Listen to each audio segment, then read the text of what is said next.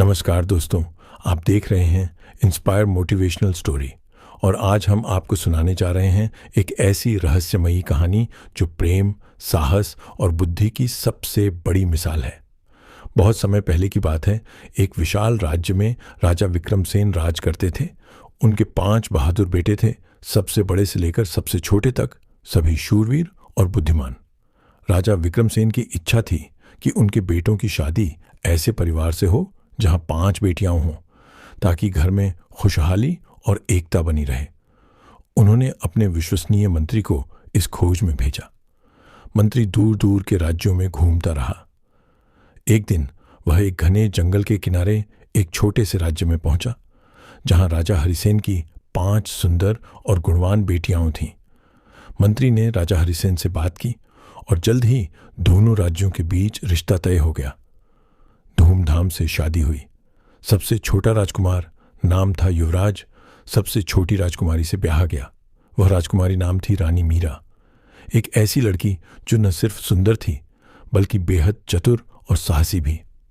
शादी के कुछ महीनों बाद युवराज अपने भाइयों के साथ शिकार पर गया।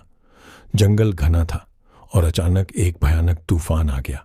युवराज अपने भाइयों से बिछड़ गया और भटकते भटकते एक ऊंची पहाड़ी पर पहुंच गया। वहां एक प्राचीन गुफा थी जो बाहर से सामान्य लगती थी, लेकिन अंदर से जादू की दुनिया थी। गुफा में रहती थीं 5 दुष्ट चुड़ैलें। वे क्रूर और जादूगरनी थीं जो युवा पुरुषों को अपने जाल में फंसाती, उनके साथ जादुई खेल खेलती और धीरे धीरे उनकी जीवन शक्ति चूस लेती। ये चुड़ैलें सदियों से जीवित थीं और उनका रहस्य था एक जादुई अमृत जो उन्हें अमर बनाए रखता था। जैसे ही युवराज गुफा में थककर सोया, चुड़ैलें प्रकट हुईं। उन्होंने जादुई रस्सी से उसे बांध लिया। हा हा हा, एक और शिकार मिल गया, सबसे बड़ी चुड़ैल बोली। वे उसे अपने जादुई कक्ष में ले गईं, जहां वे उसके साथ माया चौसर नामक खेल खेलती। एक ऐसा खेल जिसमें हारने वाला अपनी ऊर्जा खो देता। युवराज दिन दिन कमजोर होता गया। उसका शरीर सूखने लगा। चुड़ैलें उसे भूखा प्यासा रखतीं और रात में उसकी जीवन शक्ति चूसतीं। इधर महल में रानी मीरा चिंतित हो गई। युवराज के न लौटने पर उसने सैनिकों को भेजा, लेकिन कोई खबर न मिली। मीरा ने फैसला किया कि वह खुद खोज में निकलेगी। उसने पुरुष का वेश धारण किया, दाढ़ी मूंछ लगाई, सिर पर पगड़ी बांधी और खुद को एक घुमक्कड़ वैद्य का रूप दिया। वह जंगल की ओर चल पड़ी।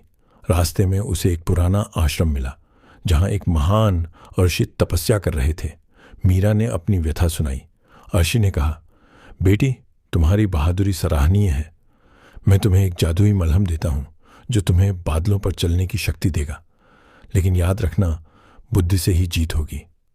मीरा ने मलहम लिया और आगे बढ़ी। रास्ते में वह एक झील के किनारे रुकी जहां 2 पक्षी, एक गरुड़ और एक मोरनी, बात कर रहे थे। मीरा ने छिपकर सुना। गरुड़ बोला, इस पहाड़ी पर 5 चुड़ैलें रहती हैं। उनका कमजोर बिंदु है एक चमत्कारी जड़ी बूटी, जीवन फूल, जो उनके जादू को तोड़ सकती है।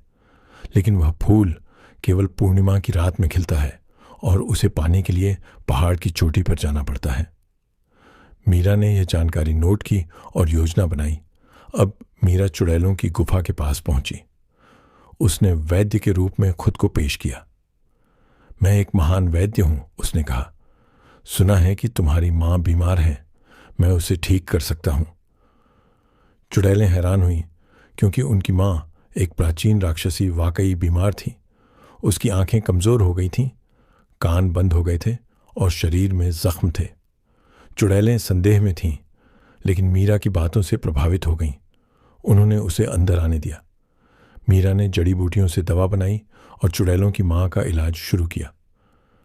पहले दिन आंखों की रोशनी लौटी, दूसरे दिन कान खुल गए, तीसरे दिन जख्म भर गए। चुड़ैलें खुश हुईं और मीरा को इनाम में 4 जादुई वस्तुएं दी। एक उड़ने वाला कालीन, एक अदृश्य बनाने वाली चादर, एक जादुई घड़ा जो अमृत पैदा करता है और एक संजीवनी जड़ी जो मृतकों को जीवित करती है। मीरा ने चुपके से युवराज को ढूंढा जो एक कोठरी में बंद था। उसने उसे फल खिलाए, पानी पिलाया और धीरे धीरे उसकी ताकत लौट आई, लेकिन चुड़ैलें सतर्क हो गईं। उन्होंने युवराज को गुफा के गहरे हिस्से में छिपा दिया और मीरा पर नजर रखी। मीरा ने योजना बनाई। पूर्णिमा की रात आई। वह अदृश्य चादर ओढ़कर पहाड़ की चोटी पर गई और जीवन फूल तोड़ लिया। फूल की शक्ति से उसने एक जादुई घेरा बनाया। अगले दिन मीरा ने चुड़ैलों से कहा, मैं तुम्हें एक जादुई सफर पर ले चलूंगा। इस उड़ने वाले कालीन पर बैठो और मैं तुम्हें अमृता का रहस्य दिखाऊंगा। चुड़ैलें लालच में आ गईं और कालीन पर बैठ गईं। मीरा ने युवराज को भी बिठाया और कालीन उड़ा दिया। कालीन पहाड़ों के ऊपर उड़ रहा था। नीचे एक ज्वालामुखी था।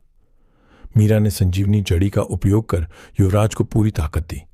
फिर जैसे ही वे ज्वालामुखी के ऊपर पहुंचे, युवराज ने चुड़ैलों के जादुई रस्सी काट दी। चुड़ैलें चीखती हुई नीचे गिर गईं और ज्वालामुखी की आग में जलकर राख हो गईं। उनकी मां भी उनके साथ नष्ट हो गई। मीरा और युवराज सुरक्षित महल लौटे। महल में सबने मीरा की बहादुरी की सराहना की। युवराज ने कहा, तुम मेरी रानी नहीं, मेरी रक्षक हो। राजा विक्रमसेन ने मीरा को सम्मान दिया और राज्य में उत्सव मनाया गया। कहानी यहीं समाप्त होती है, लेकिन इसका संदेश हमेशा रहेगा। प्रेम और बुद्धि से कोई भी बुराई हारी जा सकती है।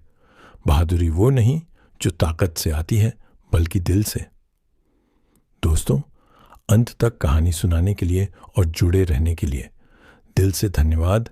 आपको ऐसी रहस्यमयी और प्रेरणादायक कहानियाँ पसंद आती हैं तो वीडियो को लाइक करें और इंस्पायर मोटिवेशनल स्टोरी चैनल को सब्सक्राइब ज़रूर करें।